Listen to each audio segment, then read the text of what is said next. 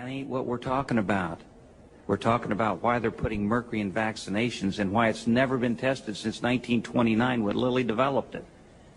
Mr. Egan, has thimerosal ever been tested by our health agencies? It's been only there were those early tests that you know of that were done by Lilly. And when was that test done? That was done in 1929. Yes. And okay, well, let's follow up on that. In 1929, they tested this on 27 people that were dying of meningitis. All of those people died of meningitis, and so they said there was no correlation between their death and the mercury in the vaccines. That is the only test that's ever been done on thimerosal that I know of. Can you think of any other? No, in people, no. Okay, except for accidental exposures over. Okay, so we have mercury that's being put into people's bodies in the form of this preservative, and has been since the 30s, and it's never been tested by our health agencies.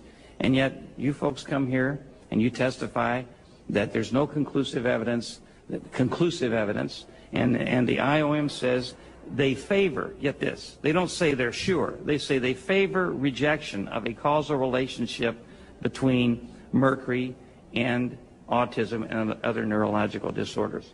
Mr. Egan, can you say to me right now that that amount of mercury being injected into a baby will not hurt it? It's impossible to make those categorical statements of 100%. That's right. That's what I wanted to say. So it is possible that the amount of mercury that's being injected, even in trace amounts, could damage a child neurologically, right? I don't think it has that capacity. No. I mean, that's, we can argue. I know, but you don't think it is, but you can't say categorically, can you? Do I have evidence for every single child, for every possible dose? The answer is no.